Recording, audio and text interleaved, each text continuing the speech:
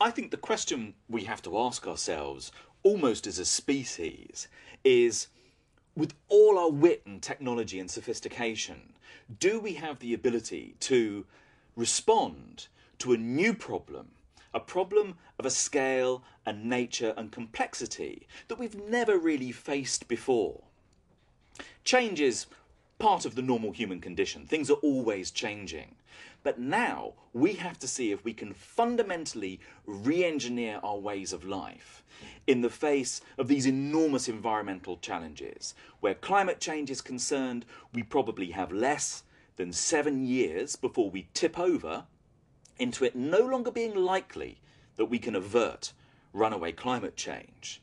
Where our key natural resources like fossil fuels are concerned, paradoxically, they're running out, oil running out, presents another massive external shock.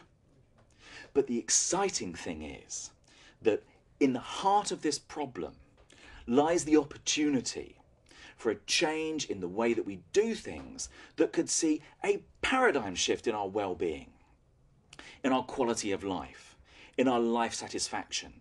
If we can break our carbon chains, break the sort of treadmill of consumerism that paradoxically, again, for all our wit, sophistication and wealth, leaves us no better off, and we know we can because the research tells us this is possible, we can not only make the changes we need to make, but have better lives and at the same time create the space, the environmental space, to tackle those other huge problems, like the great weight of poverty and subsistence in the majority world. Do those two things together, and we've got a pretty bright future.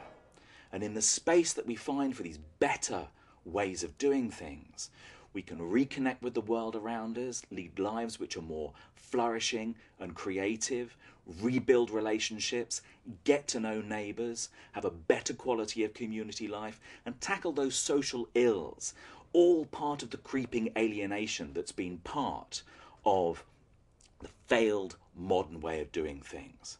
So if we don't do those things, we face not just more of the same economic bankruptcy, but we also face another kind of bankruptcy that we can't bounce back from, however much spending you might want to throw at the problem. And that would be environmental bankruptcy. We have a choice.